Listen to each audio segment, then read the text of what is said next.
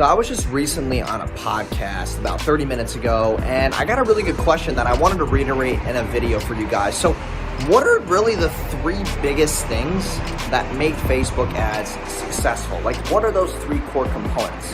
And here they are.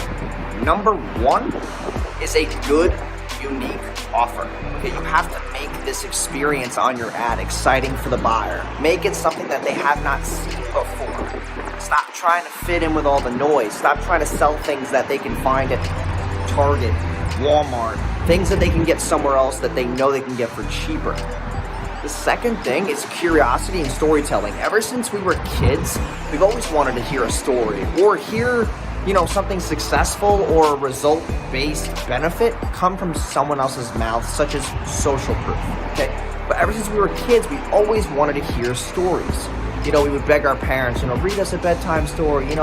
Whenever you say, for example, if I went out last night and I said, yo, you're not going to believe what happened to this girl last night that I was with.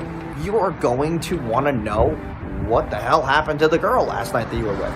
Curiosity and storytelling aligned with the benefit and the actual offer itself are going to make things more interesting for your buyers or your potential, customers.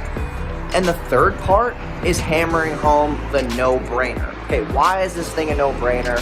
Why is this thing that you're selling a no-brainer for any audience or answers all the objections? And that no-brainer part is essentially you answering all the possible objectives, either through your storytelling, through your sales copy, or through your FAQs or social proof that people are giving you. And those three factors alone should be and will always be the cornerstone of a good advertising campaign for a unique product or service.